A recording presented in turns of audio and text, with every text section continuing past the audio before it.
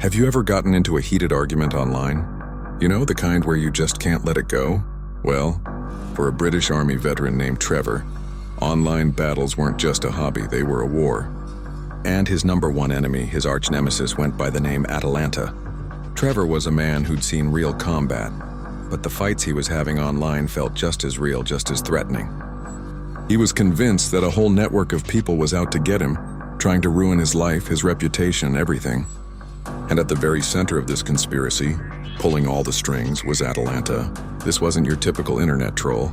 Atalanta was relentless, cunning, and seemed to know things about Trevor that no stranger should. Every post Trevor made, Atalanta was there with a cutting reply. Every achievement Trevor shared, Atalanta was there to tear it down. The harassment was constant, flooding his inbox, his social media, his life. It got so bad that Trevor genuinely feared for his safety. He felt like he was being hunted. Finally, he'd had enough. This wasn't just online drama anymore. This was a targeted campaign of harassment. He decided to take it to the next level. Trevor walked into his local police station, armed with a mountain of screenshots, chat logs, and a desperate plea for help. "You have to find this person," he urged the officers. "They're trying to destroy me. Their name is Atalanta." The police, seeing the genuine distress in Trevor's eyes and the sheer volume of evidence, agreed to launch an investigation. They were cybercrime experts, and they were confident they could unmask this mysterious online tormentor. They started digging, tracing IP addresses, cross-referencing accounts, following the digital breadcrumbs left behind by Atalanta. Days turned into weeks. The police were working diligently, but the trail was bizarre.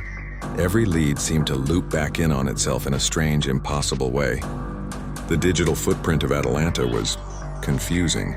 It was like they were chasing a ghost. But then they made a breakthrough, a horrible, chilling breakthrough. They found the source of every single one of Atalanta's messages. The officers called Trevor back down to the station. He walked in expecting to finally see the face of his tormentor, to get the justice he so desperately craved. An officer sat him down, his expression grim. "Trevor," he said slowly, "we found Atalanta. We know who's been sending you all those messages." Trevor leaned forward, his heart pounding. "Who is it?" The officer took a deep breath. "It's you, Trevor. You are Atalanta." The words hung in the air, thick and unbelievable. Trevor just stared, then he laughed.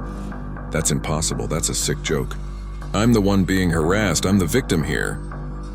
He was furious, convinced the police were now part of the conspiracy against him. But the police laid out the evidence. The IP addresses all traced back to his own devices. The accounts were created from his home network. The timestamps of Atalanta's posts corresponded with times Trevor was alone online. The horrible secret wasn't a who, but a what. Trevor had dissociative identity disorder, a condition likely triggered by the trauma he'd experienced in the army. He had created another personality, an alter, to cope, and that alter, Atalanta, had turned on him.